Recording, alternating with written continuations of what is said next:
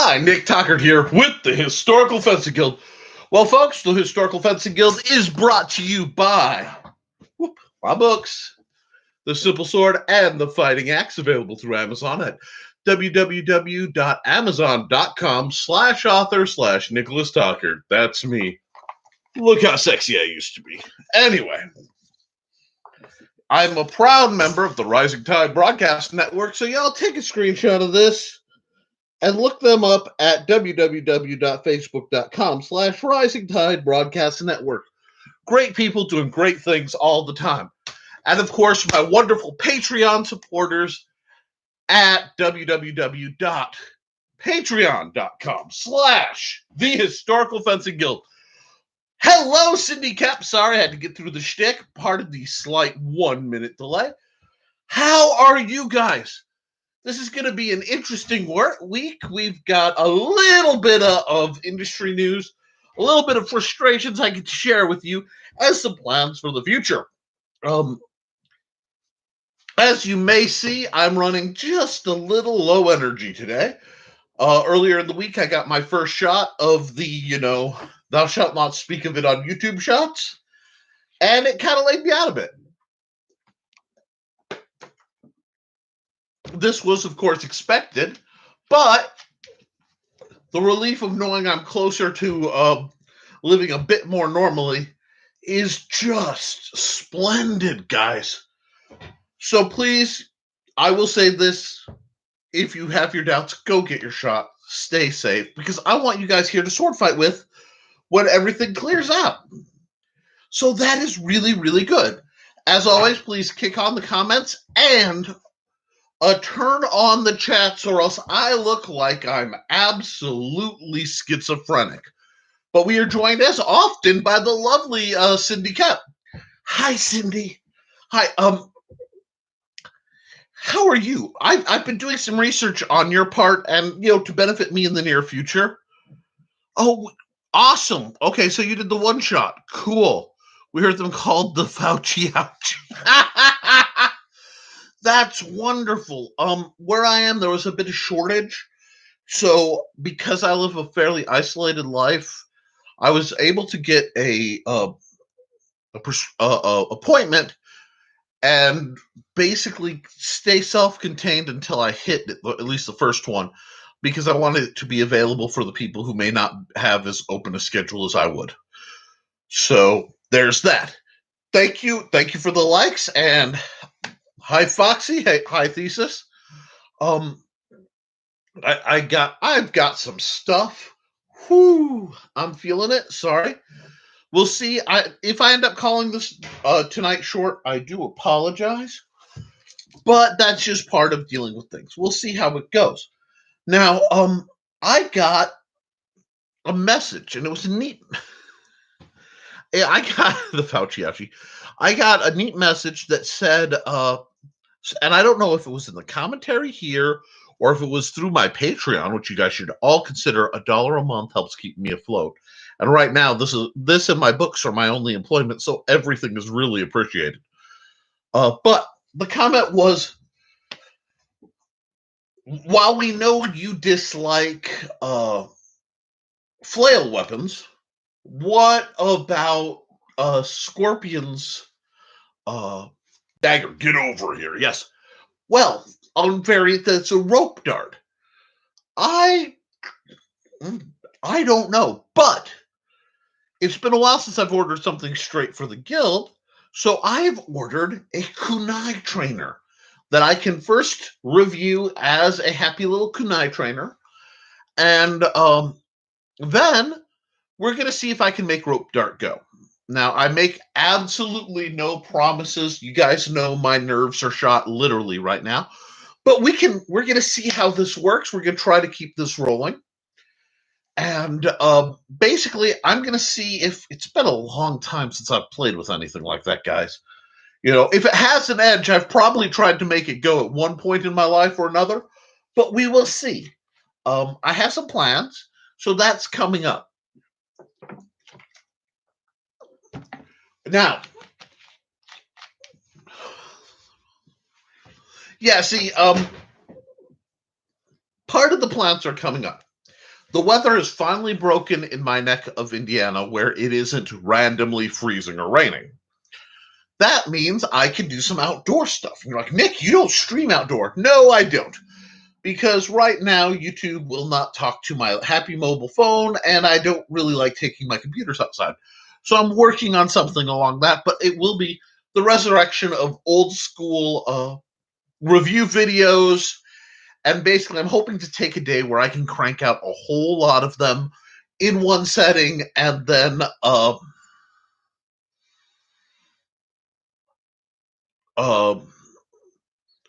break them up, edit them, and then set them to regularly post product reviews. Because I kind of have a few products to review that I have been putting off because I haven't had the energy or mobility to do it properly. You said stream. Yes, stream. I'm sorry. My speech impediment is getting a hold of me today. I'm biting the sides of my tongue like it's nobody's business, but we're going to make it work. Like I said, I'm suffering just a bit of the side effects. There might be a fever. We're not really going to get into it too much. Like, oh, no. If I'm screaming, I should be inside. Anyway, that was terrible, and I should not have made that joke. But I've been in the mood lately, so these things happen. Now, I have a bit of industry. I have a bit of industry news, and I want to get into that because, as people long-term in the know, a lot of my fabric material, my body armor, things like that, my fencing jackets, well, they were stored in a safe chest thing in the garage. And the flood that kind of wrecked the contents of my garage kind of got a hold of them. And I'm going through the process of trying to see what's salvageable, what needs to be thrown away, what wasn't worth bothering with. But it's taking time. So I'm looking for new body armor for yours truly, as cheap as possible, and versus what's worth it.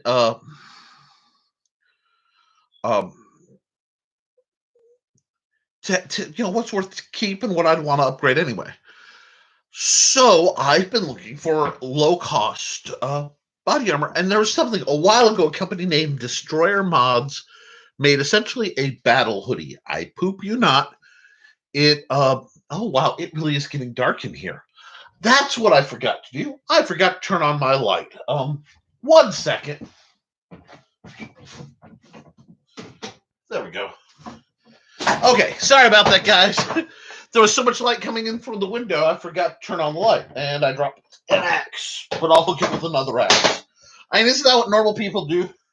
When you drop an axe, you grab another axe to pick up the axe.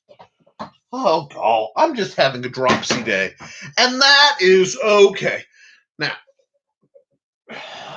I'm going to get into this. I want to talk about this and why I like this as a trainer better than this, though this has its aggressive points. We can get into that. Yeah, oh yeah, I'm having one of those days. Anyway, our good friends at Purple Heart Armory have a $100 hoodie. Oh, my condolences, Foxy. A $100 350 Newton hoodie. Pull on with a padded neck. This is beautiful. This is great. I'll throw a link to it up in the Historical Fencing Guild group. And that's a decent entry level. But there's another company called Superior Fencing that has a Hemo hoodie jacket rated at 350. It does not have the padding, but it has a blade catch, and it's only 70. Plus, both of these go up to 2X, which looks right around fat Swordmaster size. So I'm going to be weighing these, looking into see which one would work better for me. I'm leaning towards the cheaper one, not because it's cheaper. I prefer Purple Heart Armory materials, but because it's still front closure, and I am fighting mobility issues. It's like, yes, why am I looking at armor when I'm fighting mobility issues? Well, folks, that's exactly what we're about, isn't it? I mean, if you stop and think about it, what we're really about is working around our issues to be better. So if it's a standard I would hold to other people, I have to hold it to myself. So I'll be digging into these. Now, I was going to announce, guys, I ordered the synthetic sabers from Blue Gauntlet that I talked about. I dug it. I don't know what's wrong with their site because I had to order two. I would have had to order two because like has to fight like. You understand that, right? You don't take metal training swords versus, say, wooden swords or plastic swords because they ding them up. Um, yeah, actually, front close bras for people with hand disabilities are surprisingly hard to find, especially in the larger cup sizes. So I really wish you good luck on that. I used to have one of those to pull off really too. That still leaves after fencing. Exactly. I have had a lot of pullover ones that were homemade because it's just so much easier. My famous yellow armor and the Black Widow were both of that format. But I'm kind of liking the idea of something I can actually close and put on that might be a little more comfortable. And I'm at the point where adaptation is good. Um, I don't know whether Foxy. I don't know whether to say congratulations on a breast reduction or my condolences. That's one of those subjects that can be very personal. So I'm just going to say I'm glad it's working for you. I think. Uh, you aren't the only person in my circle who's had that procedure done out of necessity, but like I said, I understand.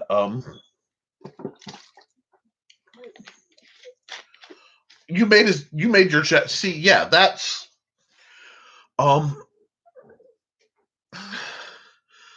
We've killed a couple sewing machines on fencing fabric projects, and I'm still trying to fight my heat tolerance because my original ballistic nylon armor, aka the Widowmaker, aka the trash bag, nearly killed me due to heat exhaustion because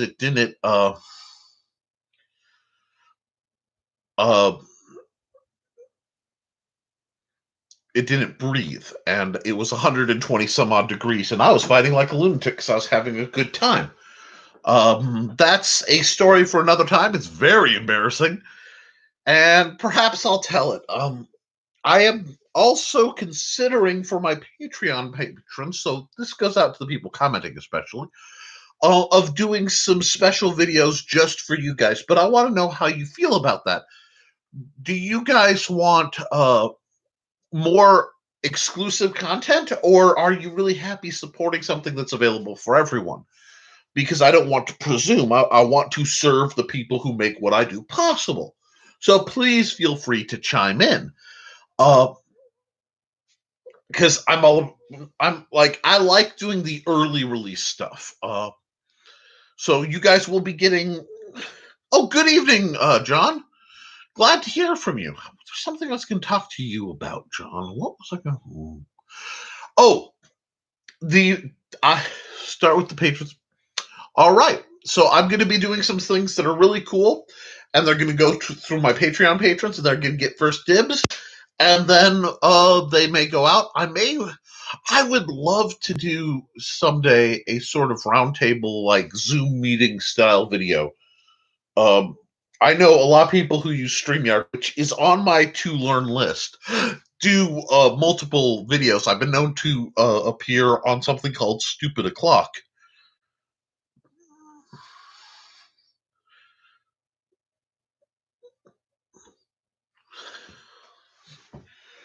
So, what's going to happen? What'll happen then is I'll do some. The articles, of course, go through you guys first in one format or another. You certainly deserve it. And I'll do some more videos just for you guys first, and then probably do the month delay release. Um, where I give you guys a secret link kind of deal, and then it becomes public a month later. Because if you want to share it, that's on you guys. But so some things like that should be coming as both I get a little better and as our situation shifts. I'm going to be working on improving the facilities here, which have got kind of in the last year downgraded a lot because I downgraded, and that's okay. We're going to build back up. So that is coming. But back to the thing, I'll probably be ordering a zip-up hoodie just to make life a bit easier as a baseline for me. And that'll give me something to review for the channel, and we'll see how that goes. And yeah, thank you guys. I want to thank you for your generosity, because you guys could be totally within your right to go, we're paying you, we want your stuff to come just to us, and hoard it. And the fact that you get, we like to see it first, but then you can let it out to others, just says how cool this group is and how much, at least I think you guys get kind of what we're about. It's part of why I'm involved with the Rising Tide. It's about building people up. It's what I've been doing, is making it available. And I think with the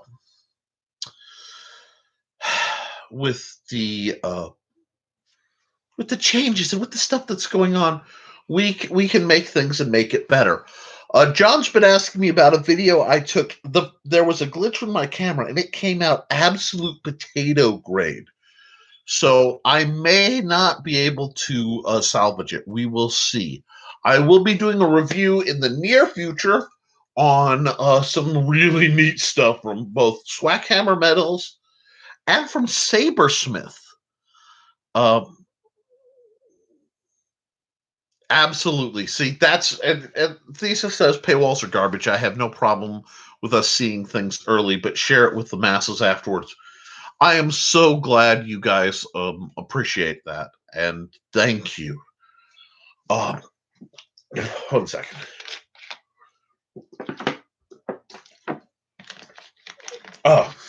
Now, that's part of why I keep all my books on Kindle Unlimited. That way, if somebody can afford that service, they can get everything. And, I get paid for the first reading. So if somebody downloads my book through Kindle Unlimited, they can preview it, they can read it through. I get it's a pittance, but I get pittance. And then if they want to buy it, I get my usual about buck something. Yeah, I only make a couple bucks on any given book because I keep the prices as low as Amazon will let me with the features that I'm doing. It's why you may have noticed that the reason I switched from this big book, because this was actually, to get the diagrams like this that I love, it had to be full color, and that greatly inflated the price I have to pay to, their print costs to things like this. I can make this much less expensive. So at least for a while, I'm going to be doing volumes more this scale to make the ideas more accessible and keep the cost down. Not for me, because honestly, I make about this. When you look at them, realize I make about the same profit. I want it to be as inexpensive as possible for you guys, so that that it gets out there. Because my first job in what I do is helping people, and then entertaining them. And if I can make some money to help out on my end, that's awesome. But that's my approach. Now, so I'm still debating. We're going to have to see, because I take the money I get from the guild very seriously. And unless there's a family emergency, that's what goes to buying trainers and keeping the the lights on up, fixing my computer when it breaks, these sorts of things. Because that's what you want, right? I mean, you guys want outside footage. You want it to look nice, where you can see people sparring. Loaner gear for people who can't afford it. That's what I'm going to do. Now, where things are going to get interesting in the near future, folks, and I don't know if you're following this. This is a bit of public domain. I've talked about the thing, so I'm going to take that off because it's distracting me. All righty, back to the full screen. When we're going to be going into a phase where I talk about building your own armor, and we're going to go into a phase where I talk about building your own arms. Now, when I say arms, I am talking about trainers, okay? I am not talking live steel. I am not talking about, weaponry with intent. I'm also going to review the stuff on the market. Now, there are some changes that are going on that apply to us as instructors, as trainers, as students, as martial artists. For example, the wood costs have quadrupled. It's insane, the price of wood compared to where it was last year. So we really need to look at, whereas a lot of certain types of trainers were cheaper to make as with wood, I have to go out and reprice everything to see if the pieces I use are still viable or if we need to switch to other things like PVC, because the cost of wood should not overtly affect the cost of PVC. So we may be doing more projects with PVC. People ask me, what should I invest in? I'm getting started. What should I invest in? And this is something I want to talk about because there are a lot of people trying to get into the sport fencing side of things. And I used to have a whole shtick where I'd go from the skin out, and I may do that again. I may do that as a special video. Yes, a piece of regular plywood is $90. That is disgusting. I was in the middle of, I built a table out of scrap wood that I had, and it is Home Depot leftover grade, although I got it Menards scrap. So it's not pretty, but doesn't have a top. And I had planned to go get a top, and I got sick and some things went down. I'm not sure how I'm going to put a top on that table right now. So it's going to get colorful before I sort it out. And that applies down the line. So I have to go and see if wood lath. It used to be you could get a piece of wood lath. By used to be a year ago. Okay, I'm not pulling for a quarter. Get the absolute cheapest way to make a trainer. I was proud. I found with simple tools and a quarter, you could make a trainer. That if that's been affected adversely like the rest of it, I don't know. So that's why there's been a delay in that. I did not expect some of my core. Yeah, see, that's what I'm thinking of doing. But this is an outside kind of work table, so I might. I'm going to be perusing, what people throw out in the spring cleaning, things like that, and see what kind of salvage wood I can acquire. I'll put pictures of that table up because originally it was going to be a table for my forge, for the actual little gas-powered forge. If you're able to travel, I know where some cottonwood that they'd pay you to take. Well, you know what? We're going to see, because adventures are coming in my world, and they may get colorful. I would love to do a tour or set up an event where I could reach out to the guildies and say, hey, I'm doing a convention for either the author side of things or the sword side of things. Let's get some folks out and we'll just see. But yeah, I have plans. Guys, I always have. Anytime you think you know all the irons that are in the fire, trust me, I've got fires in the background. I got some stuff in a toaster oven. You never know what's coming. But I had to put a lot of it off because guys, I am a proud scrounge. What is a scrounge? Well, you see, the knife thrower in me is just aching when I hear about 5 foot rounds. My gosh. Arrangements are going to happen. Oh gosh. Cindy kept just mentioned one of my favorite concepts, one of my favorite terms in existence. Like, things that are the foundation of who and what you are. Let me just pull this down a little bit. I think we're friends. We can be a little closer here. Kintsugi or kintsuroi, depending on who you're talking to, is when they would take broken pottery and use gold to repair it, making a product that was more beautiful for the suffering. It came out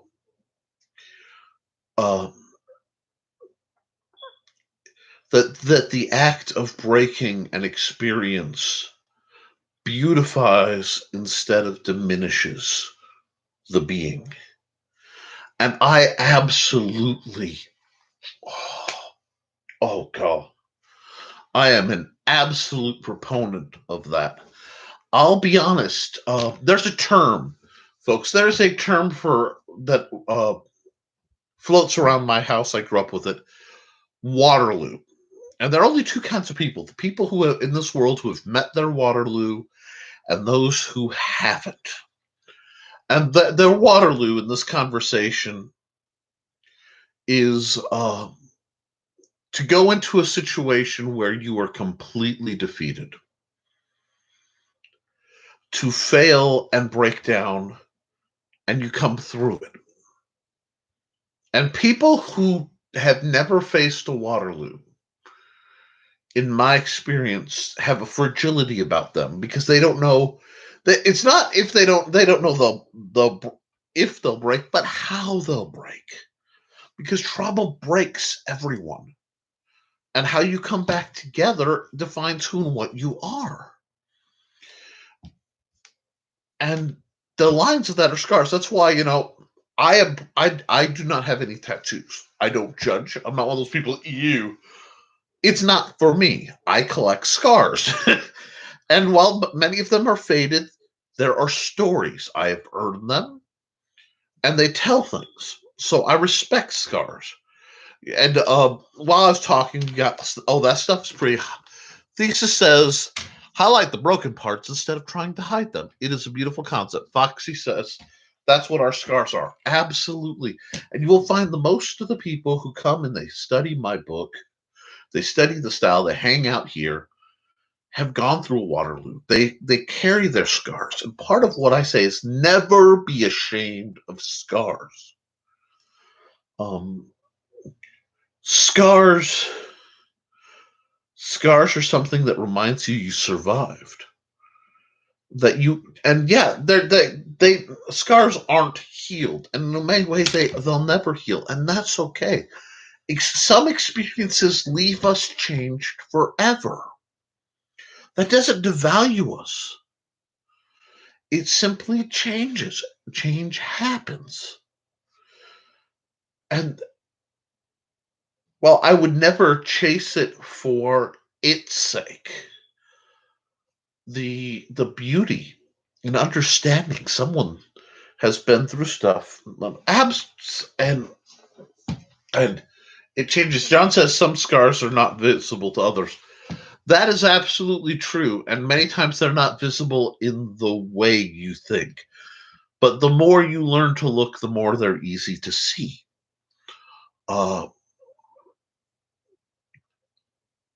There are always signs for the observant. And when you see a scar, you should respect it and pay attention to how they got it. It can be telling, both right or wrong. Information is a neutral entity. It's how we use it. We can use it to build each other up, or we can use it to break each other down.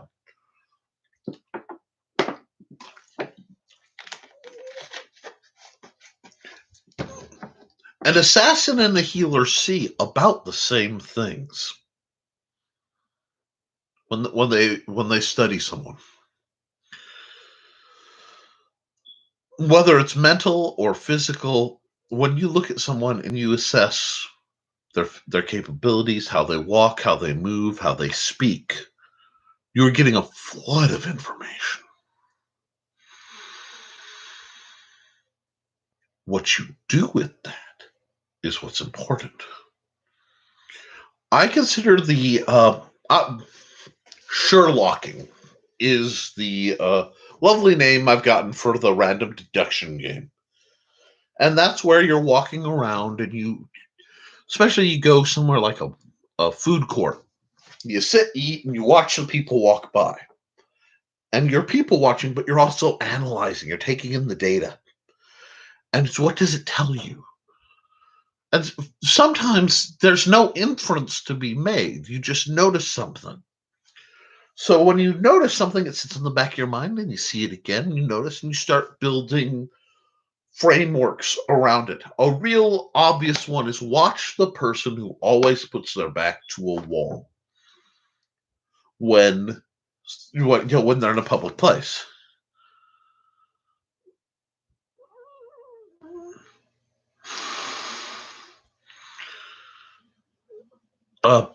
No, Thesis says, I don't make up silly stories about how I got my scars. If people ask, I tell how I got the scar on my right wrist. I tell them I got bit by a microwave because it's the truth. Don't hide your mistakes. Absolutely. And don't hide it, but don't canonize it either. It's a very meditative concept, but the one where I dropped on the top of my forehead, dropped a knife. Yeah, these things happen. Wow. I have scars. Most of them have more colorful stories, but learn from it. That scar should remind you to be careful with a knife every time you hold one. You know, they're a gift. They're a hey, think about your life, think about your choices. You know, I have scars, some of which that have faded, some of which are subcutaneous. I've had some people ask me what's wrong with my eyebrow. It's not as bad as it used to be, but when I'm really expressive, they notice this line that sort of builds thin right here, and this part of my eyebrow actually was missing, and it still is not happy. That's because I had most of my eyebrow taken off with a spiked ring uh, from the bad old days. I've got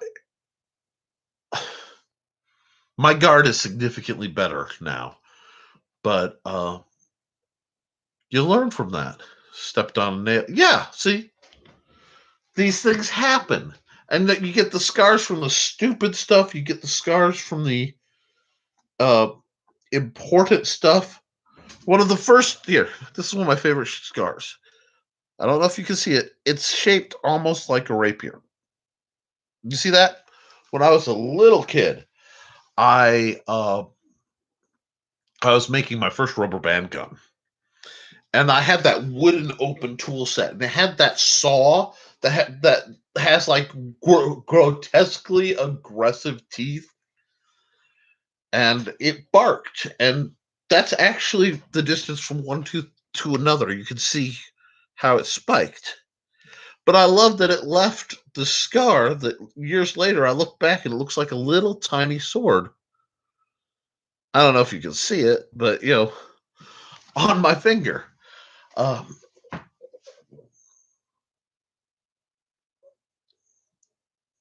yeah, yeah, these things happen.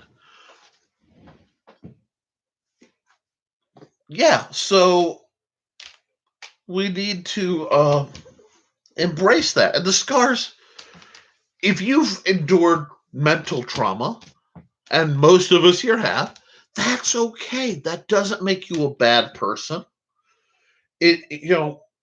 Surviving isn't a sin. Yeah, scars have their own agendas. But that's part of why we need to be careful. And almost every injury I've had has come at a moment of broken concentration where I wasn't thinking about what I should do. Now, we're going to step back from that because I want to talk a bit educational. And as the picture, and we both, yeah. Oh, for the future reference, if you have a knife or other wound that has impaled you, pack it and let the professionals do that. That way they can handle the bleeding. They get really annoyed if you pull it out. I understand that she did, not a shot, but just good. We have a tale of two axes right here. These are two battle axe trainers. This one was provided by Steve Clausen. This is my ancient cold steel that's been painted orange. You guys have seen this a billion times. Now, we can talk about the heads. This has a much more aggressive head. It is double to triple the weight in the head. Very, very aggressive. This is much lighter. So you have to fight the weight of this a bit. Now, these both, if I were designing a DreamAxe kind of scenario, these guys both have handle points that I like and that I dislike a little bit. And I would love to hybrid them together and make something a little different. But let's talk about this. Oh, this is a Jawu 23.5-inch axe trainer. Got this lovely piracy-looking skull and crossbones there. Great. Yes, we do not see. John was an EMT. There are things that they grip. Okay. Now, this very, very sharp. So the wrap shots on this require full plate. Like, you want to be tanking because you could hurt someone very badly, very easily.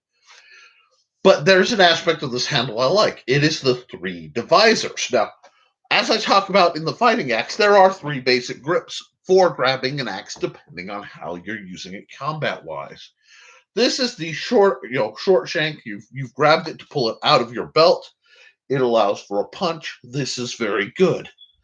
This is that middle. This is where a lot of screamo fighting happens. Okay, you want that control. You want to be able to hook with the back and the front. It's very agile. This is the traditional. I want the full reach. I want to. Oh God, sorry. One of these days, I will do trainers as back scratchers. I swear. Don't know when, but someday I'm going to do a video that's just which trainers made better back scratchers. This is your, I want my full reach. I want the power. I want to be able to hook and pull back. But there's a problem with this. And the problem I have with this axe is absolutely one of my biggest hang-ups on hafted weapons. What do I mean by that? Great swords, long swords. Actually, I see this in hilts a lot. Definitely in pole arms if you're not ready, and a lot in axes, hammers, and to an extent maces, although maces aren't quite so much edge alignment. My problem is this is round. Okay, we're not going to talk about the familiar diameter. We're just going to say, and no, I understand farm stuff, but part of what I do is I have to put out the safest way to do things because I am not a medical professional. I have had a lot of first aid experience and training, but and I don't want anyone getting the wrong idea, but I have to say, please don't pull out a wound. Okay, now, and yeah, farmers are a different lot anyway. Why does this bother me? On impact, this tends to roll a little bit. And as you're moving, you're fighting the momentum. So this can roll if your grip isn't stout. Now, this is the point where somebody like John Miner or someone else with a big, nearly locking hand is going to say, exactly, disclaimers, is going to say, I don't need that. That's well and good. But if we take this guy, and it's harder to show because it's got the flared back end, which I love. I mean, this is one of those, if I could just draw this out about that long, I'd fight with it all the time. No, yeah, and I have the highest respect for farmers. Farmers are hardcore. But, getting back, this has these flat sides. That makes a positive grip easier, especially up here. I love this little gripped area. This is nice. Again, for that quick pull out of a sheath or hook. But this lets you know exactly where the edge alignment is. It doesn't roll in your hand. And whatever weapon you guys are designing, whatever trainer you're picking. Now, obviously, this is a flaw in my beloved sword cane trainer because It's round. But this is also a prototype, so I know when I go the next level with this, either with this one or another, I need to find a way to delineate the edges so that it feels more comfortable for edge work. Edge alignment is so crucial. Now, this is essentially just a straight spike thrusting only kind of S-stock feel. Edge don't mean anything, and you're golden. But I don't know if that's what you want. With an axe, definitely not.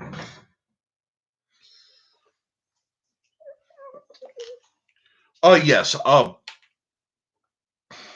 I grew up in the kind of place where improvisation happened a lot, and we'll just let that one go. But so when you're looking at axes, understanding the head shape, the weight, what you want. Now, see, for me, I love this, but I probably would carry more likely the hammer-headed one for practicality. Although I have a beautiful, it is tucked off screen. I've tucked off screen enough today.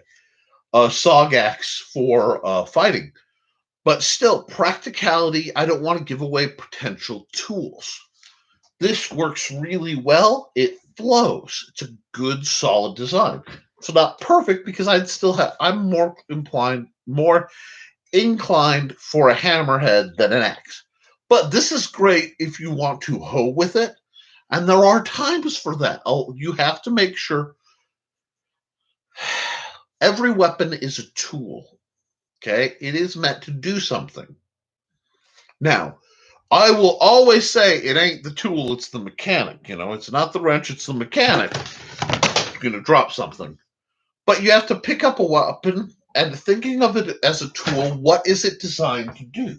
And you have to use, I'm dropping everything. It's that time of the week, folks.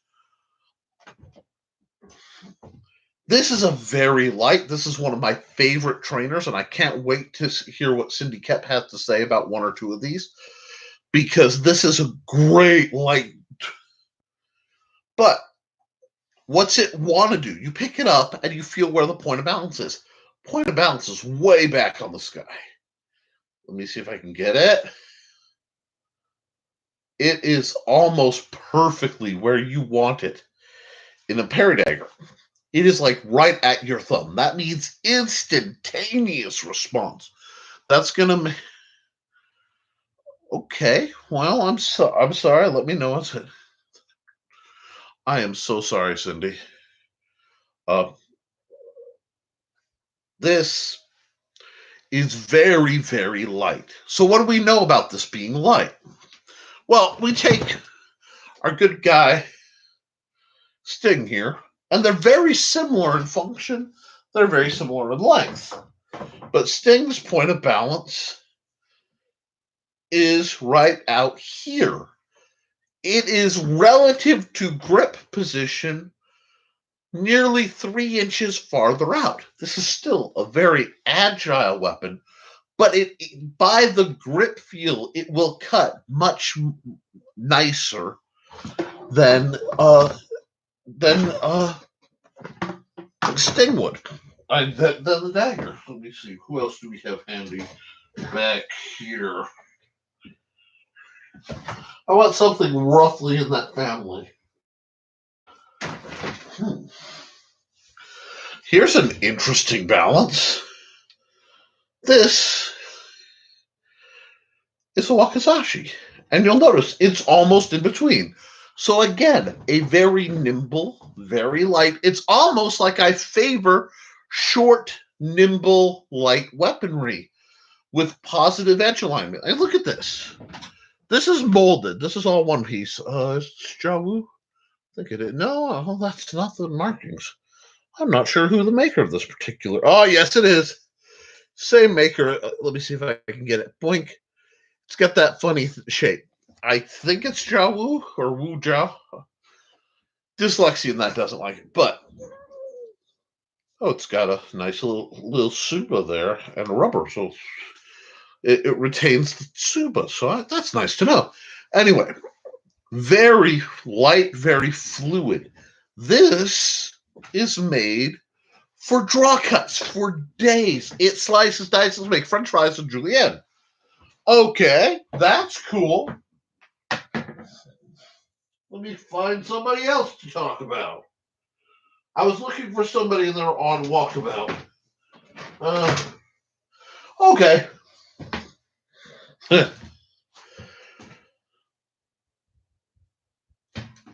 This guy has a lot of hack. It's still, again, very agile, but the weight is out front, so you have the reach. You have that hack.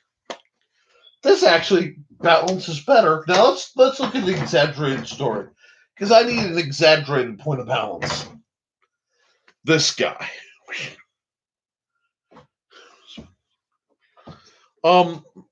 There is a Moonwolf song about watching people walk. I'm not going to get in trouble.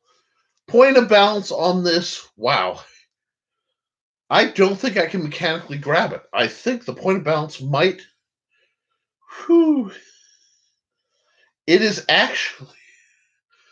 Let's see. Nope. Aha, found it. Found it. Now look at the point of balance on this axe. And yes, this is exaggerated, but it proves the point. The point of balance, let me get this so you know I'm not doing some clever hand jive trick here. Okay. That's the point of balance. What does that tell you? This is not agile. In fact, if you look with something with nearly the opposite point of balance, let me feel that for a second. That's almost as intuitive. That's probably real close to that backwards. When I move this, see how the tip moves, and I can just kind of flow it. Watch this. Like, I go to move, and if I'm not fighting it, the tip only moves this far because it's not. That's what not being as agile. But that means when the cut comes, the concussive, a little bit more toe than I was expecting, comes through. This is going to just do what it needs to do and do it extraordinarily well. A lot of power, a lot of weight. You see that, though? I'm having trouble with it spinning. So we're going to go back to this guy. I'm going back to this guy because its point of balance is right. Hey, look, it's right there.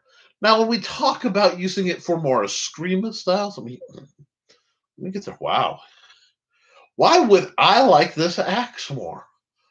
Look at this point of balance. It's almost dead center. So if I do this, it makes it for a very agile, fast weapon that I can let go of the grip and slide down, let the momentum, the inertia, pull the weight out and get that more aggressive chop, but pull back in.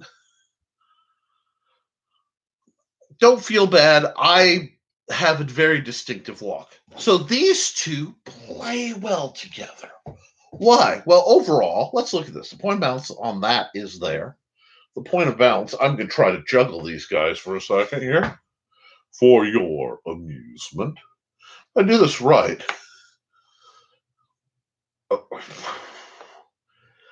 Anyhow, that's too far. Okay, point of balance on that guy is right there. Point of balance on this guy is right there. All in all, considering where the grip's supposed to be, point of balance from where the grip is, point of balance where you're supposed to grip, virtually the same. This is longer, but we're not talking about reach. We're talking about blade feel. All right. So that means these two weapons are going to cooperate well. They're of similar...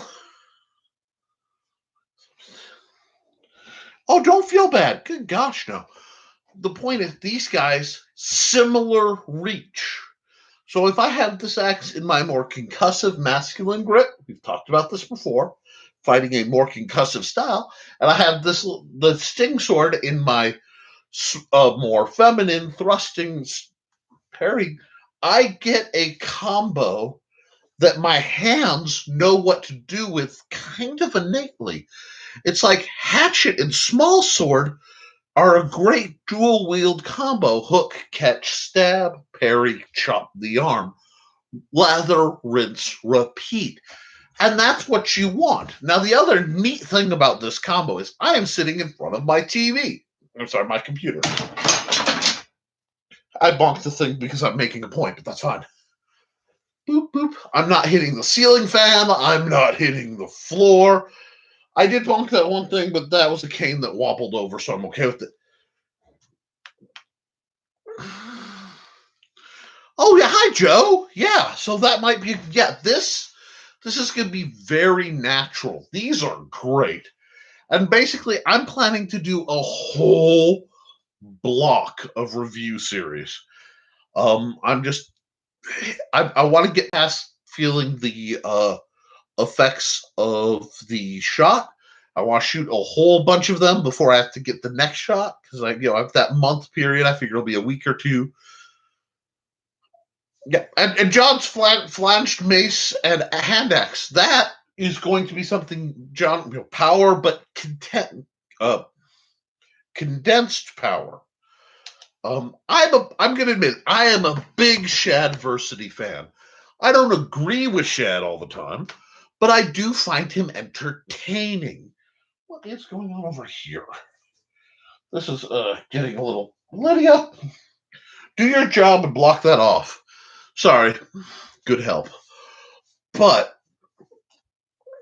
my man Shad, bless his heart, is all about the long weapons. And those are great till you have to do something like go through a doorway or go through tight woods. And there may be a couple memes to that effect floating around. I'm not saying check the Shadversity Shad posting site on Facebook at all, but I love his stuff, but we disagree on that. And that's what's great. We can.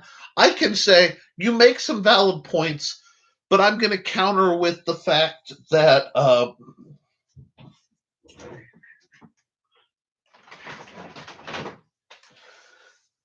this SOG axe right here, this SOG axe, oops, 1 second, is used in the military today. There are military people right now on patrol in a redacted stand using something like this right now. And thank them for their service because I appreciate them. When I agree or not, veterans are heroes and you hold them to high standards. This is in use today. The machete, which I don't have one handy right here because my machetes are all distributed where I actually use them, but look not unsimilar to this, are available at Walmart. The machete is the most common sword subtype still in use. How many great swords really are? Now, you can use the katana. The katana is the most popular sword. However, combatively or privately owned gets a little different. Look at what the military tends to carry. That will tell you what's kind of the popular for hand-to-hand weapons. So I'm going to say that training in, and yes, that what is doing that? Okay, I'm bumping my mouse. Blink. Sorry about that. Training is something like this is based on a real hatchet. This is based on the Cold Steel Trench Hawk. This is the SOG Hawk. This is a fast hawk on a quick draw. This is literally the name of the game. And John says you can't swing a broadsword when you're in the forest, and that's the thing. That was it's a limited style tool. It wasn't, it got phased out. You don't see a lot of tower shields these days. Round shields, you still see round shields, and you still see squared, almost very Romanesque shields that are used by the riot police. They love that round. Why? Because they can take a baton, which functions just like a gladius, and I have one of those baton, but it's position for when things go bump in the night, they can work around shield much easier. And because the shield is clear, they can see through it. Dynamic shield blocks, it just makes sense. They're still using these, similar design as something that's been used for 3,000 years. Maybe. When you look at a tool or weapon, you look at its longevity and application. The spear is one of the longest period used weapons in history. There have always been spears. There'll always be some semblance of spears. The knife of varying lengths is up there. But the two-handed sword, as cool as they are, and please never think I don't think they're cool, because they are freaking cool. It's just a little niche, and there's nothing wrong with it. You're talking to a guy whose favorite sword on earth is a Spanish bilbao, which is basically the Spanish broadsword from either the Spanish cavalry broadsword from either the 1728 or 1783 models. That is specific. It is a short sword with a rapier style grip. I love the dang things. It is the historical version of this, this is a lovely reproduction. They often have wider blades. This is my favorite sword. It is niche as heck, to the point no one makes a trainer of. I need to dish some HDPE because the rest of it's fairly easy to do, but I need to dish some HDPE to get this sort of modified swept hilt design. I love it. So I'm not going to give anyone flack.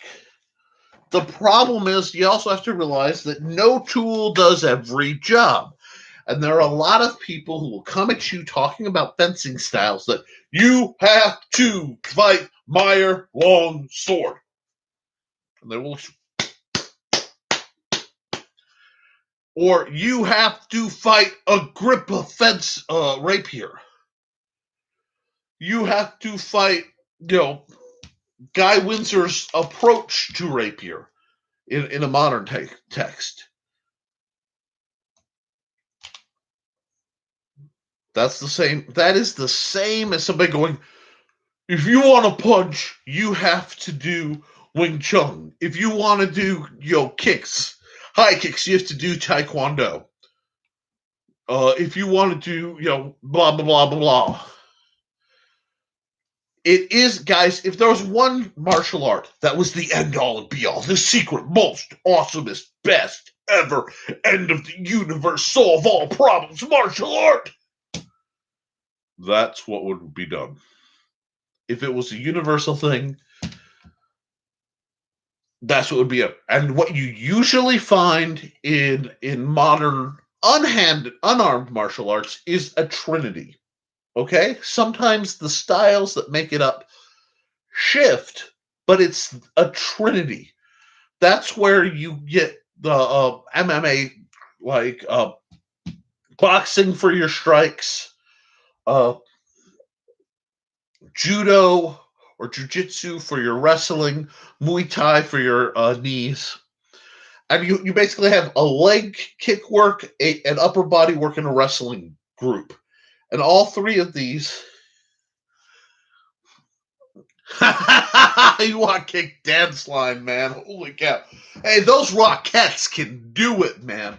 You want to know one of the scariest things on earth? To see what the damage a ballerina can do on a shin or kick to somebody's arch. I'm not even kidding. A ballerina doing a hip, a knee stomp, doing just a Georgia stomp on the arch of somebody's foot is devastating.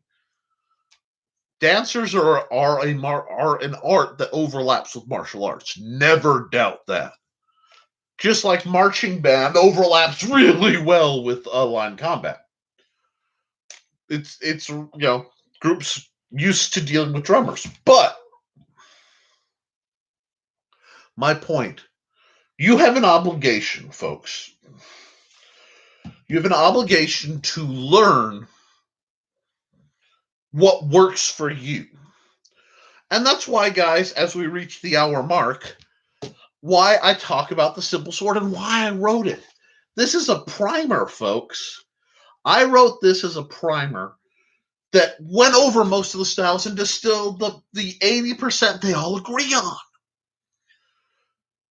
That's why go on Amazon, look up The Simple Sword by me, buy it, read it, please. The book is just amazing.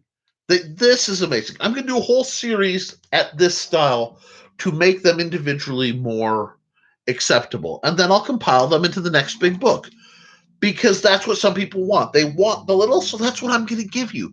I look at my sales and I do it. And if you want to support what I'm doing right here, hop on the Patreon, patreon.com/the Historical Fencing Guild. Look for the boot. That will, I'm not going to make you a sword master. And I'm not going to lie to you about that. Well, actually, I could make you a trainer, but you know what I mean. There are people who I will teach you the secret arts, and you will defeat any opponent. No, because that's a lie. First off, there's always a bigger fish. Secondly, it isn't about, I'm going to be the gold medal best that there ever was. No, I want you to be better today than you were yesterday.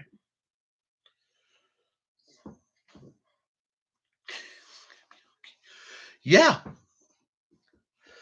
If you can dance, you can fight. If you can fight, you can dance. Footwork is footwork is footwork. And I love it. But yeah, consider buying my book. Read it, review it. I'm glad it looks like Cindy kept said very much good info. Oh, I'm glad, because I want you guys to have access. And that's what it is. That way you have this. And I'm going to tell you a secret. You can type into Google historical fencing manuals .pdf. Especially go into Google Scholar. You know what you'll find? Period manuals that have been scanned. Now, there's a group out there that has a lot of them. That's called ARMA. Oh, God. Association for Renaissance Martial Arts, or something like that. I considered joining till I saw in their sign-on was a contract that you would not teach outside of the organization what you learn in it. And I will not do that. I'm going to share everything I get with as many people as want to learn it, because that's what I'm about. And if I have to leave organizations to do it, I'm okay. I can serve a group like the Society better outside of the group, offering information with open arms, than I can inside the group. Yes, John. Stomp on your opponent's foot, lock them in place, jump in their shorts, and slice and dice your heart content there, blame us. That's great if you're big enough and heavy enough that they don't just pick up their foot and fling you across the room. And that is a wonderful point, John. John is very adept at his fighting style. His fighting style has been developed from the perspective of being a giant. 6 foot plus of a guy, but usually 300 plus of a guy, wide with an ungodly 13-foot reach with the right weapons. This is insane. His style's built around that tool set, and that is amazing. And if you are a tall guy and you want to learn to use your height and use your reach and understand that, John's a great guy to talk to. If you're a small guy, sometimes you need to talk to somebody who's small. And this isn't necessarily ableist. This isn't saying John can't teach a small person, because John can. I've seen him do it. We have met as colleagues a long time and exchanged ideas. And I've done that with big people. I've had to literally get up on a stepladder to say your parry's wrong, not to John, but to somebody else. I'll be like, here, let me show you what's wrong. And there's nothing wrong with being kind of chunky. Guys, I'm a hobbit.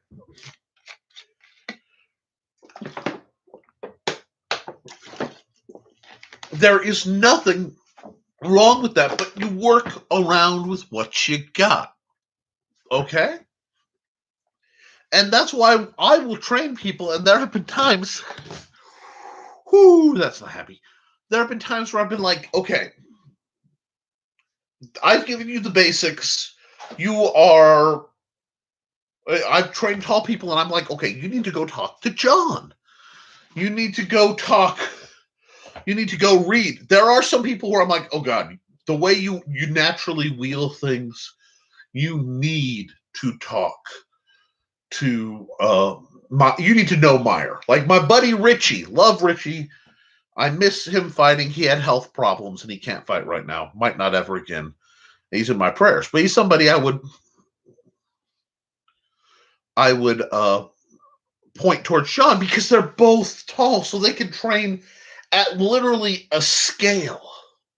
And that's awesome. But every style, I don't care what master, I don't care what system, there are points that they all agree on. Okay? And that's what in the Simple Sword I was seeking. I'm not seeking the pinnacle of refined and precision. I want to know the nuts and bolts that run everybody. Dancing is like wrestling, but it has more moves. Oh, I love that. I absolutely love that, Cindy. We'll have to find out who said that. And yeah, Foxy, I love not whacking my noggin on stuff. I'm happy with my height most of the time. I have other health problems I would deal with. Let me put it this way, guys. The term isekai is very popular in certain circles. It used to be called through the portal. This is the RPG trope where you get sucked into a magical realm. And people go, well, what would you be? And I know people who are like, dude, I'm going mage hardcore. I know some people, I want to be a big burly fighter. Some of them, it's because that's not what they can do right now. Whatever. Then you got me. I want to find the healer and get fixed. You fix me and let me just kind of study what's going on. I'm golden. Guys, I'm an exiled former sword master, supernatural investigator, vaguely roguish. I'm a factotum by design. Well, if Thesis is putting snacks on the top shelf, two things. Get yourself a pair of grabbers. Grabbers are awesome. Secondly, he's got shins. I'm sorry, Thesis. I apologize for what I just said, Lord. Be with all the tall people that I suggested the short people kick them in the shins.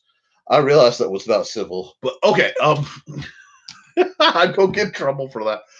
But guys, my point being, you can do this. All right. Now, I'm going to be doing stuff in the next couple weeks. It's going to be groovy. When I do stuff, I'm going to show you what I do. I'm going to do some home armoring. I'm going to do some home arming. We're going to have new weapons and trainers. And keep telling me what it bugs me. But I do want you guys read the book. Now, if you go through this channel, you'll find about an hour-long video where I did a fast forward going through a lot of the concepts in the book for a friend of mine who was having trouble. It's not everything. I'm sorry, Red. But I talk about it. The book is to be there as a reference.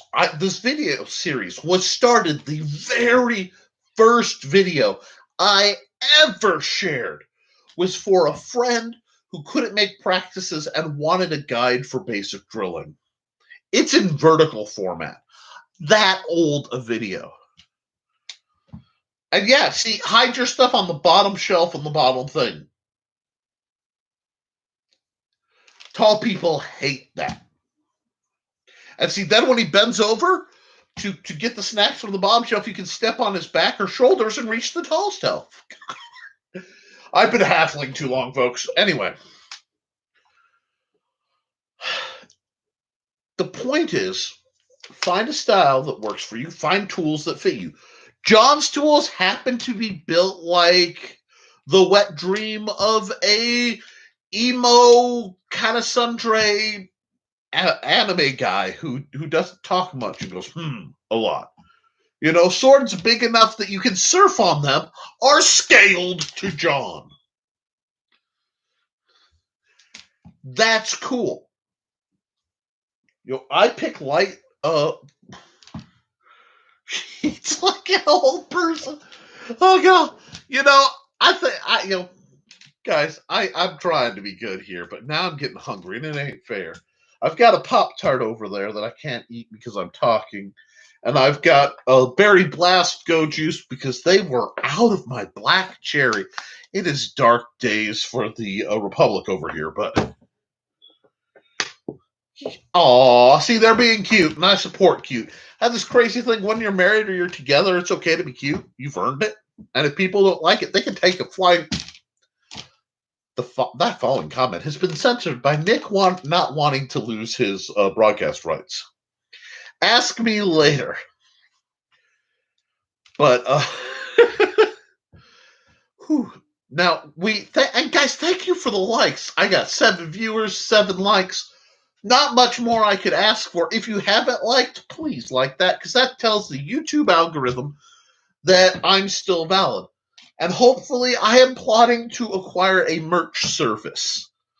I think that some people would like merch. Thank you, Brian K. Morris. I have missed you, even though I keep sleeping through the mornings. It is just great to hear from you, Brian. And guys, great days are coming. I'm one shot in, Brian. I get past 2 weeks past my second. It's going to be amazing. We've been told in public to tone it down. Yeah, you know what? I was hugging my fiance or wife. This tells you how old this story is. And there was a woman, and I can't remember where she came from, but she did not speak English natively on campus. And she would come up, I would hug her. Not in the public!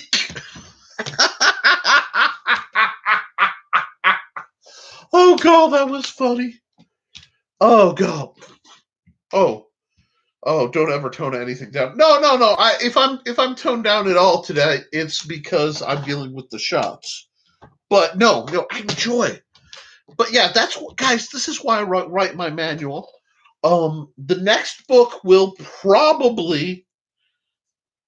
My folks are greeting each other in the chat. The next book will probably focus on staff fighting, stick fighting, and maybe like spears and polearms. I'm not quite sure what all is going to get enveloped in that, because for me, the staff is very.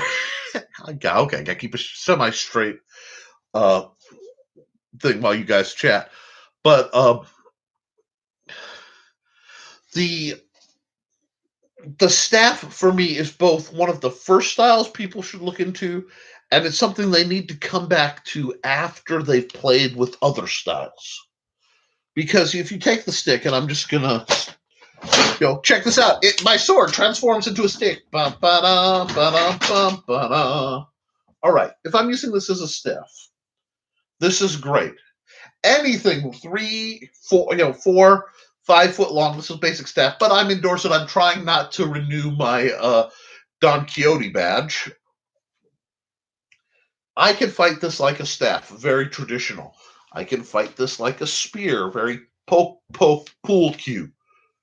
I can take this, fight this like a longsword. Oh yeah, look, Obi-Wan. But peace. I can make this become whatever it needs to be as I'm fighting it. Whoa! And once again, we take out the scenery. Oh, God, I haven't done that in a while. That's why, folks, I stick to short weapons in here. Every time Brian comes around, I'm killing my scenery. Gotta renew my my membership in the Don Quixote Club here. There you go. Bought the ceiling fan just for you, Brian. But we can learn this now. You're just like Lydia's giving you the stink eye right now, Brian. So just be warned. It's not my fault. She is still employee of the month, but Anyway, the sword, guys. This is for everybody. As we're warm now. Okay, it is going. In the words of philosopher and noted poet Justin Timberlake, it's gonna be May.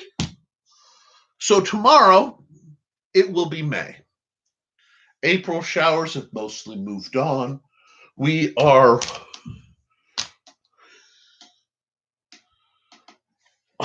I'm sorry. The fan didn't hold. Glaive will fight. Yes, Glaive fights. Now see.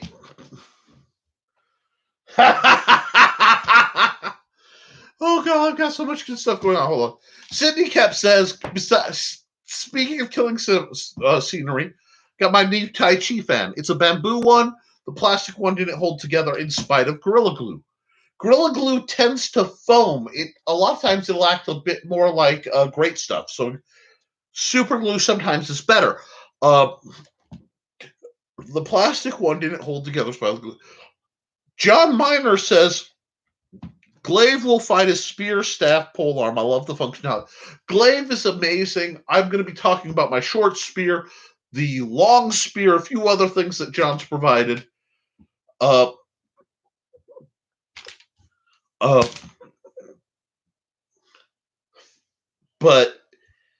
part of the reason John's inclined to fight Glaive instead of quarterstaff is because the SCA regulations about quarterstaffs and having to have edges and things.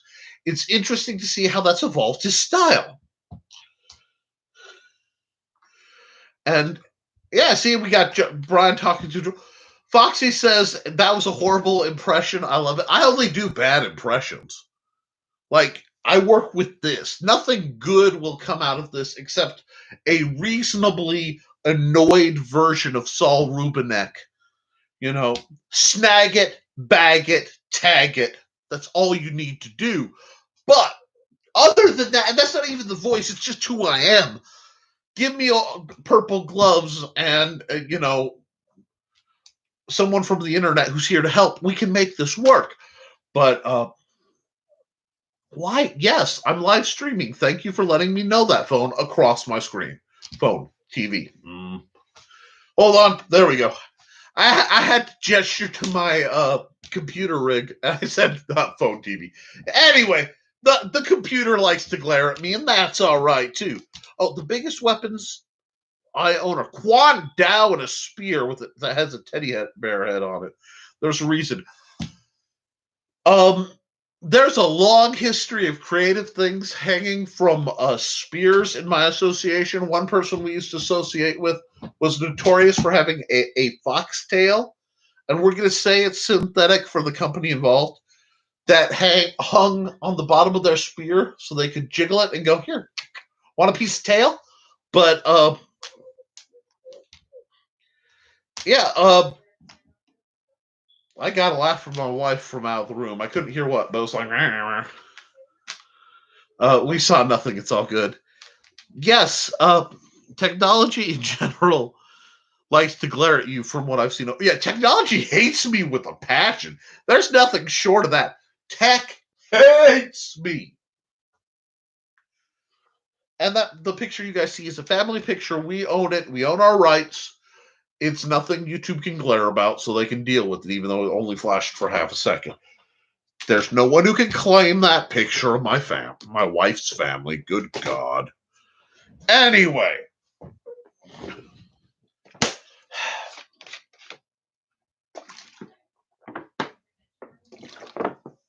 Which is why everyone needs a techno mage who knows how to use a sword and all that. Absolutely. I have to keep a techno mage and a techno spook and a secret chef around. Just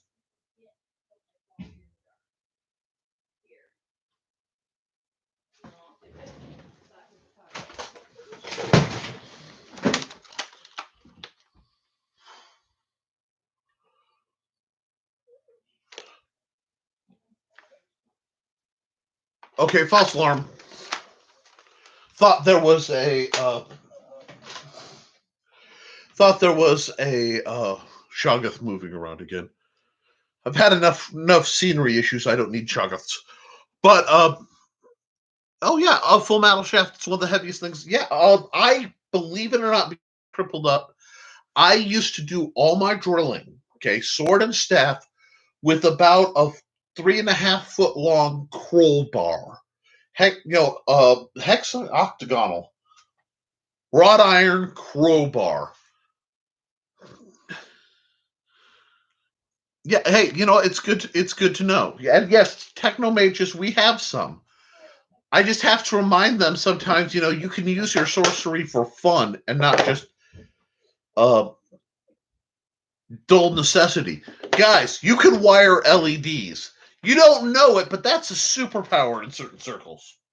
The use of an LED can be used to do all sorts of snazzy things. But and a giant in the back pocket is not a bad thing to have. But yeah, we got. So here is my plan for the channel. How is this? Okay, that's what happened. It wasn't even my fault. It was tangled on the back of a chair. This isn't all of them. And it's considerably less because they're falling through. But I have a box of knife trainers of varying styles and use. Some that have been made, some that are homemade. I don't even know what that is. I'm just going to throw that away. But all these knife trainers need to be reviewed. Use your magic for fun. Yes, please. Please, guys. If you can put a sound box and lights, you can make anything pretty darn spanky. Well, you see, my giant wears a snorkel. So you have a bag of holding with this little tube that's sticking out. And if he's really good, occasionally I dump like M&Ms or Skittles down it. But around Christmas, candy cane pieces. Anyhow, I've been a DM for a long time. Don't be afraid to try cool stuff. Now, there's going to be some new HDPE-based weaponry made. If those real. You know what? Women should have pockets big enough to hold whatever they need to. And if you can't see the quality of a woman's lines through pockets, you are blind. Because I've seen some women rocking coveralls that'll stop a clock. Okay? Heck, I've known. My wife used to walk around in a braided leather body armor, actual armor, not like skimpy stuff. And yeah, she still stop a clock, but yeah. You know what? Now I'm seeing a buddy movie where Joe and Steve use their powers for evil. And not sure I have a problem with that. Not sure I have a problem with that. Maybe I should, but it's all about karmic adjustment. Let me see if I can't fix that. Ha! Point control is awesome. But before increasing power entity. No, no. Why do you want to unlock the DM face palm? I use my powers for good ish.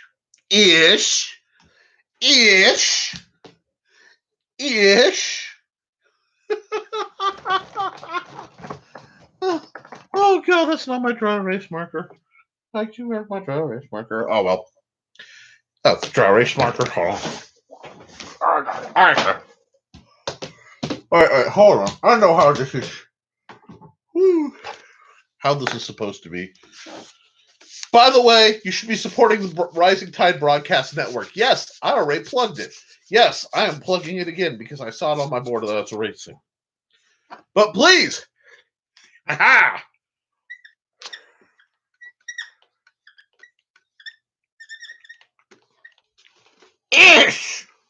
pretty good-ish. Have some fun. Guys, you can do cool stuff. Do cool stuff.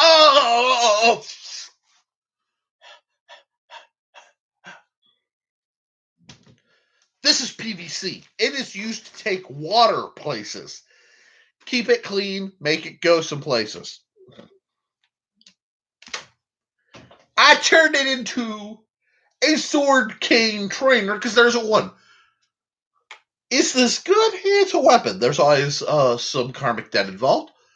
Is it good-ish? Absolutely. And folks, right now, with as bad as the world is, I'll settle for good-ish out of a lot of you. Don't be afraid to do good-ish. You know, you want to make swords, make trainers, make things. There is a fixation on being perfect, okay? It is okay to do stuff. It is okay. I should have a random show about fun stuff and call it ish. Oh, God.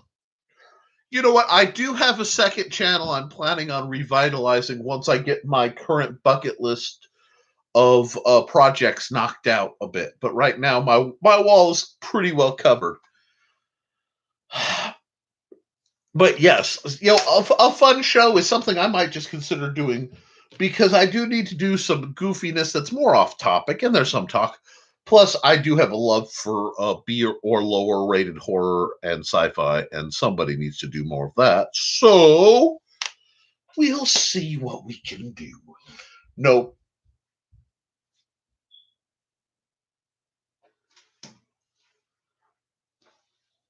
Something in here sniffed.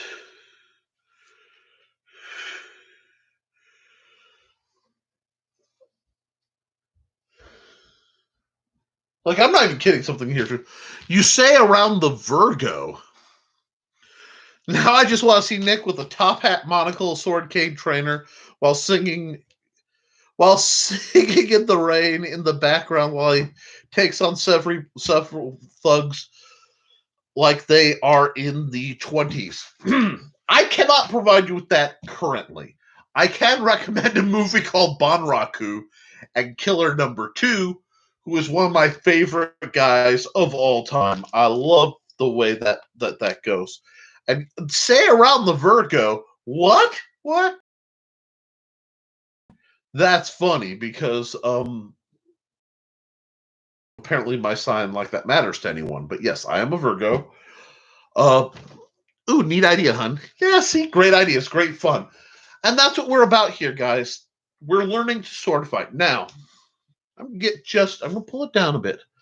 There are a lot of things happening politically right now about the Second Amendment, about firearms, about a lot of things that are very important to look into.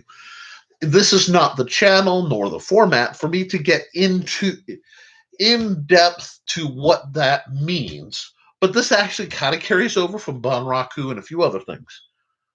Now, is it a bad time to know your way around the business end of a stick? Perfectionists. Yeah, I. So please, I don't know what you train in, but practically train in something. Buckaroo Banzai? No. This one had Woody Harrelson in it, and it's called Banraku. It is quite possibly Jim Robertson and Steve Clausen got me into that, and I'll try to find some clips and I'll put them on the Historical Fencing Guild thing because there are sword cane fighting, and I love sword cane, and.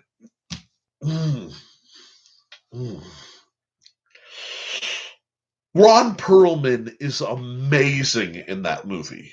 Like, just Ron Perlman is peak in that movie, right there. It's my second favorite Ron Perlman movie, with the Hellboy series kind of dominating the first place because Hellboy. But so yeah, I will put a link to that in the future.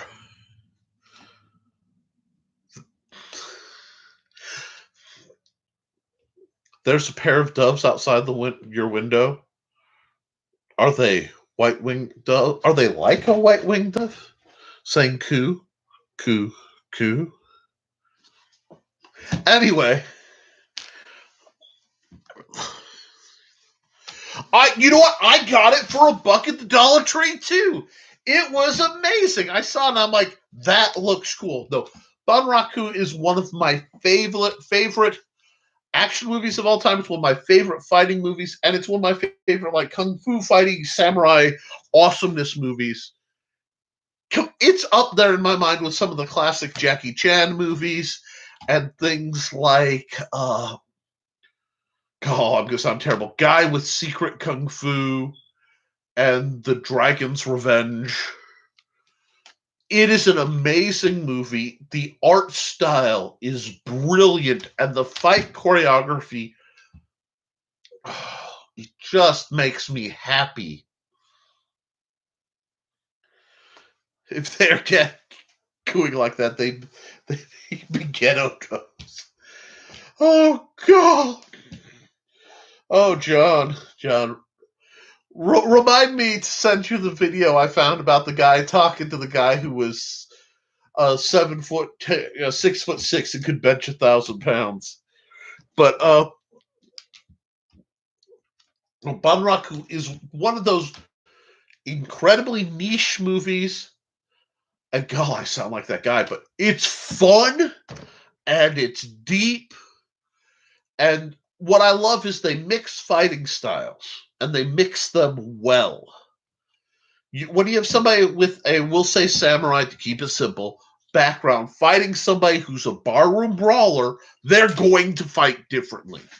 Now, if there's one thing that sets me on fire about a movie or a TV series or whatever, it's when everybody fights the same.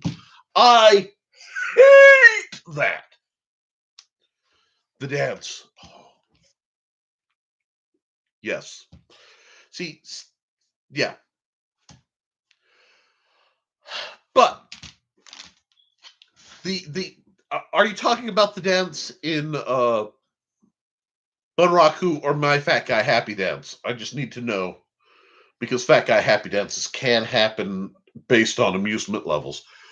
But now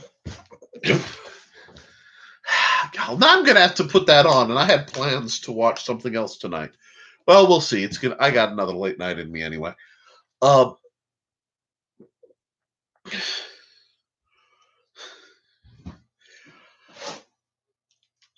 Guys, if you're gonna have people fight, have them fight differently. Like, I talk about Babylon 5 a lot. One thing I hated about the Star Trek universe was, I don't know what dope Gene Roddenberry was smoking. Wow, I'm not even messing with the hot for this take. But I hated the way fighting was depicted. Now, Kirk Fu is hilarious. Kirk Fu has its place. Is it good? No. Is it hilarious? Absolutely. The way, two-handed back hit, double, jump kick, the same. Blind Fury with Rutger Hauer, yes. Yes. Zatoichi, oh, wow, gorgeous. There was actually some good stick fighting, and I think there was sword fighting in one of the versions of Elektra, like Cane Sword, that had a good scene in it. The dude lost because, here's the thing, guys, and I'm going to admit it, I've learned it many years. If there's a character I identify with in literally any series, every single character I've ever truly identified with ends up getting stabbed, or let me impaled. Okay? They end up getting impaled. Oh, man, I'm glad. You know me, I'm all about the happy dance. Like, all of them. My man Artie, stabbed. Wash, got run through the wash. Book, Well, he got shot. No. Look at it. Look at how he's laying. Look what happened. He was impaled with a lot of bullets. Giles got stabbed a couple times.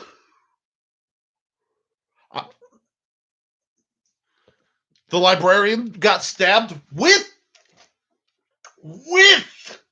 Excalibur, his best friend. So yeah, any character I like and vaguely identify with, they go in and get poked. It isn't fair. And it's starting to get annoying. I've had tries, like the spiked ring was close. I haven't been stabbed on. Let me think. I mean, it's been tried.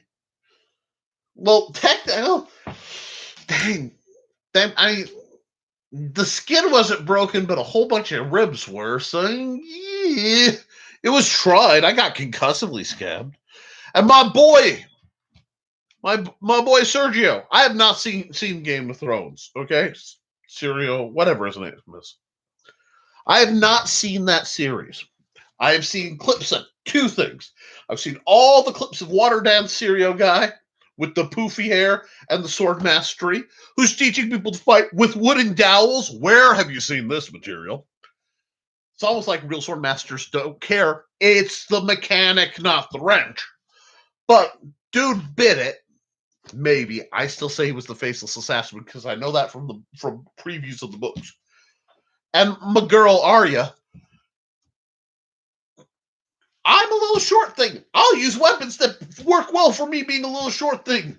My heart goes out to Maisie Williams for that role. Like right here. But Rupert Giles is my second favorite Watcher. Malik got stabbed too. Dang it. Wait, when was Rupert Giles a Watcher? For Buffy? I mean, I can see. Oh, Rupert Giles. Oh, what am I saying, Rupert Giles? I read Rupert and I thought Rupert Grint. Rupert Giles is one of my heroes of all times. It's just been so long since I've read his name properly. Oh, they're going to revoke my nerd card for that one, but that's okay. They can try. I bleed Hawaiian shirt. You know what I mean? I'm so one of the biggest, baddest guy has your favorite head up against the wall and asks you, have you paid your dues, Jack? Well, you look him in the eye and you tell him the check is in the mail. But, oh,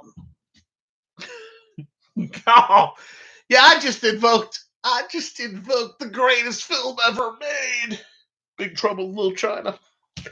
I said it. Come at me. What's that, Citizen Kane? Get out of here with that. Big Trouble in Little China, Flypaper.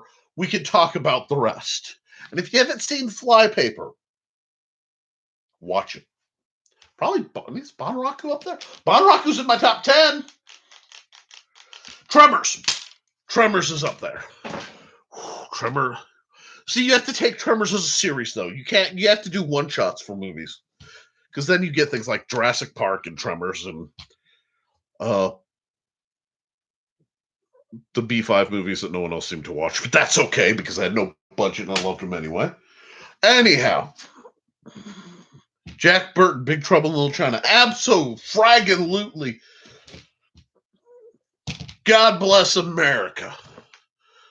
We really shook the pillars of heaven, didn't we, Wang? But Lost Skeleton of Cadavra. Yes, guys, if you've not seen The Lost Skeleton of Cadavra, the combat in it is delightfully bad, like the rest of it.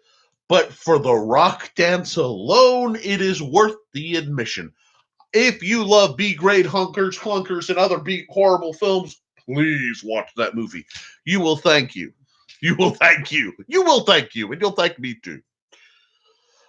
Tremors movies are like the best, worst movies ever. They are up there, and that's what I love. Okay, see, let me explain. I love the Tremors movies because let's go over why they're good. This has nothing to do with anything, but maybe it does. Look at the cast in Tremors. Are they superheroes? Now, we recently had Burt Gummer Day. and I will not believe he is dead. I refuse to. I do not condone it. The patron saint of firearms is not dead. I won't allow it. But Burt Gummer has become a superhero. But he didn't start out one. They were all normal people trying to survive with wit and rationale. They were real folks, and I loved every minute of it. The monsters made sense. They had an ecology. They were thought out. This is what makes a movie great.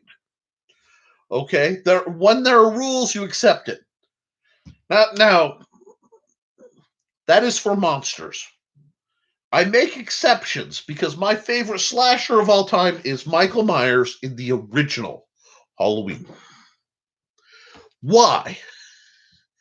Why do I cite that? Because one, it's the most psychological slasher movie out there.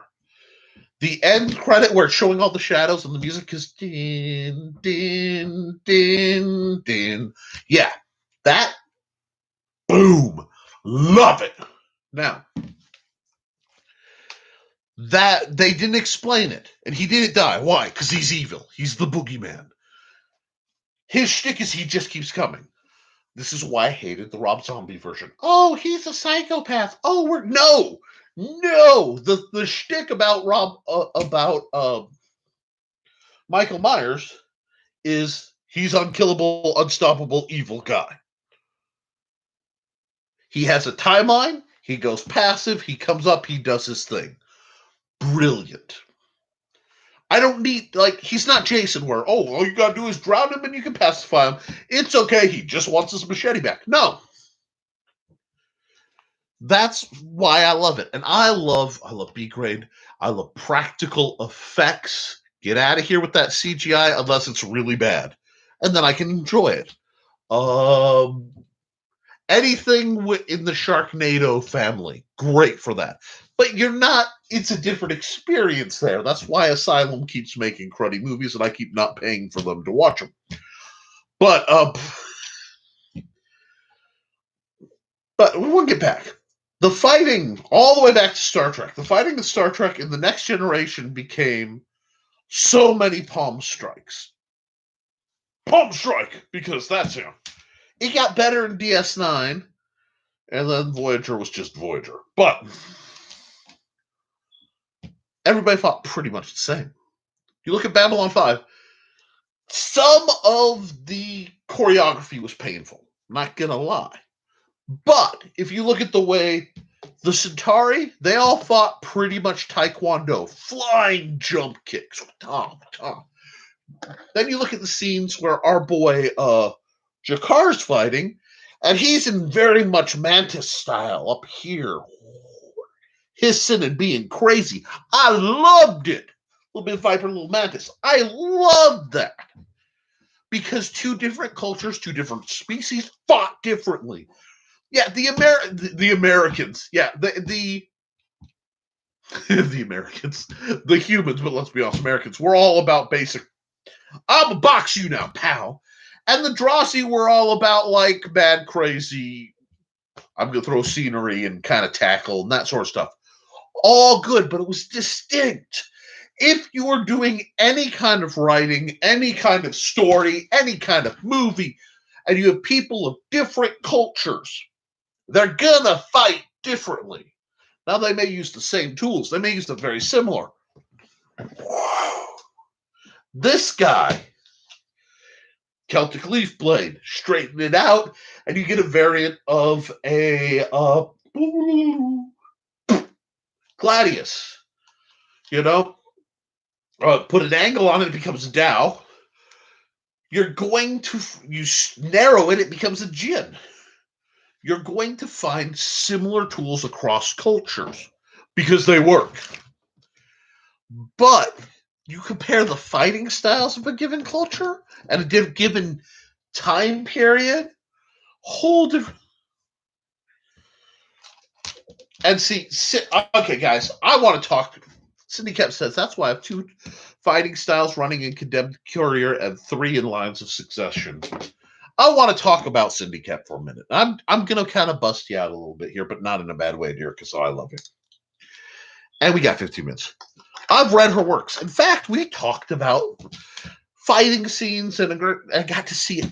She has the most organized, elegant, a refined, detailed approach to writing a fight scene I have ever seen. She knows step by step, blow by blow, the fight choreo. It is a choreographed fight. Different people with different backgrounds fight differently. So, yeah, they're the same country, similar training, but one of them is a street rough who's gone up in life, and one of them's refined. You know, the street rough is throwing some sand in somebody's face. This is beautiful. And if you're an author and you're coming to talk about writing fight scenes, that is what you have to keep in mind. The mentality. Because if you have been taught and drilled, fight fair, fight fair, fight fair, fight fair, you will pause. That is a training scar. If you are trained to fight dirty, you know at some point somebody's catching a knee to the nether regions. That's what makes a character a character. This is a great example of show, don't tell. You can say, I'm going to make characters up. Okay, totally out of the blue. Never thought of this particular fight. Lord Afron. Lord Afron was raised in the greatest sword schools of the High Court. His style was, he was an elegant man. His slender blade lashed out forward at Grothar. Grothar raised the shriek, dropped down, shamefully on the floor, only to grab up a handful of sand, throw it in his face, and stab him in the gut with a shiv. Two different characters, two different things. This is beautiful. Pocket Sand says hi. It's what they're about. Big guys are going to move like big guys, and she keeps that in mind. Please, www.kOEPP.com. Go read that woman's books. If you like birds, read her books. If you like sword fighting, read her books. If you like complex plots that twist and turn, political and intrigue that doesn't get boring, read her bloody books. And then when you're done, read mine. If you like big stumpy robots blowing things up, people in the wrong kind of position, it happens anytime, Cindy. And that's not because she's a patron. Although, I'd probably say something nice, but I wouldn't go off like that, because if I don't retain some morals, my opinion has no value.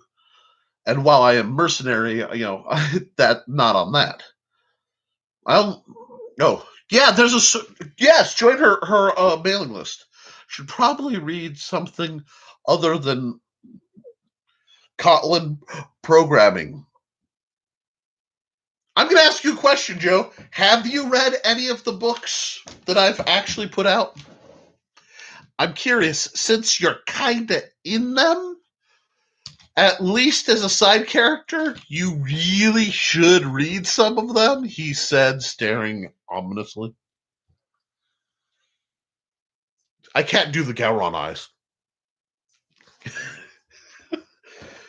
Fun writing prompt. I love fun writing prompts. Yeah. Here's a fun writing prompt. I want you guys, if you're bored, to write a fight scene and tell me all about the characters without giving a lot of information about the characters. Let their fighting tell you what they're about. I'd love to see it. Now you have to read them. Yes! Well, at least you've read The Simple Sword. If there's one book, I beg, plead, read this. If you're sword fighting, read this. If you don't like it, tell me what you think I did wrong. I might not agree with you, but I will respect your input. If you do like it and learn from it, share it, comment, let's do it. Body switch trope. That would be beautiful. Body switch trope thrown into martial arts competition. That is one of... I love when you have a group, especially something like the Avengers. I know they did it in Teen Titans, where there's a body switch and they have to deal with powers. But what's neat is when there's muscle memory is not a conscious effort.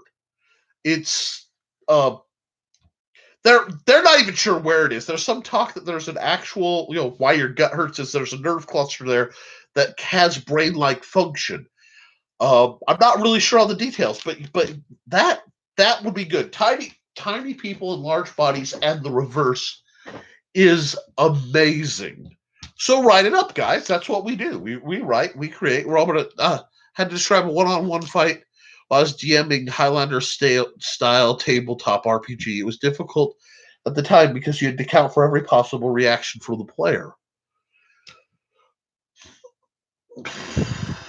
Don't get too caught in it. Okay, I guess I'm going to swap hats for a minute and talk D&D, RPGs. Most of you know, if not, I am a game designer. The Hybrids RPG is my baby. It is hitting Indiegogo soon. Follow LukeStoneStudios.com, and from there you can get my stuff. But it's going to be out. I've been a DM for 30 years, and I've improvised most of it. There's only that. Don't let the precision details bog you down. They're either going to attack you, they're not. Depending how you break it down, as when you're looking at things as a fighter, there's only so many ways they can come at you. Especially if you maintain. I teach defensive fighting. Okay, I teach folks to, when in doubt, get the heck out. And that's what you should do. Oh, I could give that a try. I'm not much. That's fine. No, Steve. No, we're not. No. Beware the Necronomicon. We're not going there, Steve. No. You were this close to getting you and Jim both were both this close to getting a disenchant wave over you guys. But no. Anyway, you don't have to be much of a writer. The problem is it was a new immortal who had no training fighting against a trained fighter. That's interesting because there are 2 points when people are at their most dangerous. When they know nothing or when they know a whole lot. Because when they know nothing, they'll do who knows what. So as a trainer, the newbie who's never handled a weapon or never fought is the scariest. Then somebody who really knows what they're doing because they also have control. So, yeah, that's fascinating. We'll have to talk more about that. We're running a little low on time, and I'm going to have to deal with some stuff. So what I'm going to do is I'm going to cut out.